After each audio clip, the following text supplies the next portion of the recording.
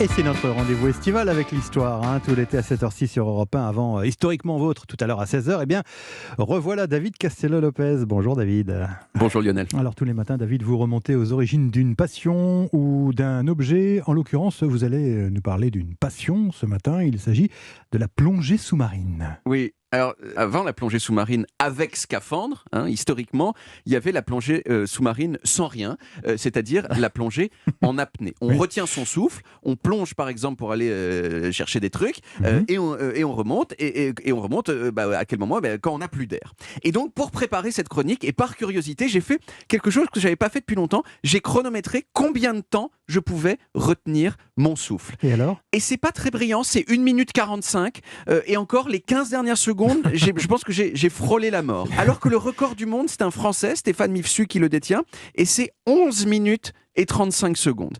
Alors, je propose quelque chose aujourd'hui aux auditeurs, c'est de jouer à un jeu chez vous, chers auditeurs. Moi, je vais continuer à faire ma chronique normalement, mais simultanément, je vous propose de retenir votre souffle chez vous. Normalement, ma chronique, elle va durer encore au moins 3 minutes, donc a priori, vous aurez tous craqué d'ici là. Mais, si vous m'apportez la preuve sous forme de vidéo que vous avez tenu jusqu'à la fin de la chronique, eh bien, vous recevrez chez vous une photo dédicacée, comme au temps du Club Dorothée, vous savez, où on avait des photos dédicacées. Vous envoyez la vidéo sur mon Instagram, David Castello-Lopez. Ce sera vérifié par un huissier imaginaire et il y aura un gagnant. Tout le monde est prêt. On prend son souffle.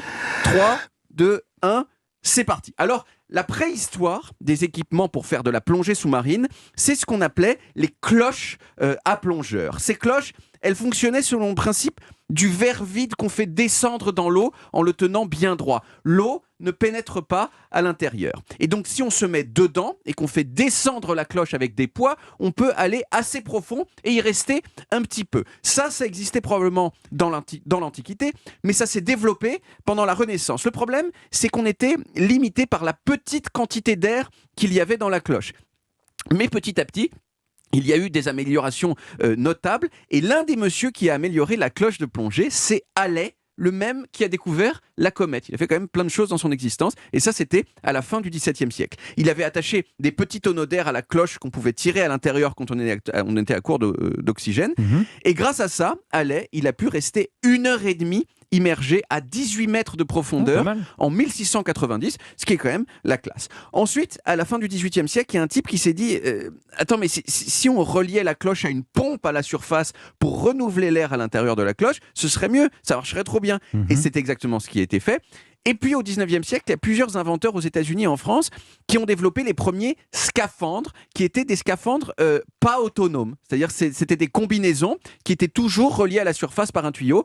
Il fallait toujours quelqu'un qui envoie de l'air dans la combinaison avec une pompe, un peu comme dans Tintin, si vous vous souvenez un petit peu. Oui. Ensuite, on a développé ce qu'on appelle des recycleurs, c'est-à-dire des systèmes qui nettoient le gaz carbonique de l'air que vous respirez et qui rajoutent de l'oxygène, et qui étaient utilisés en particulier comme système de sauvetage pour les équipages dans les sous-marins. Mais le premier scaphandre moderne, qui est celui sur lequel sont basés tous ceux qu'on voit aujourd'hui dans les clubs de plongée, est-ce que vous savez qui c'est qui l'a inventé ? Non. C'est celui qui pendant longtemps a été le Français le plus célèbre du monde, Jacques-Yves Cousteau.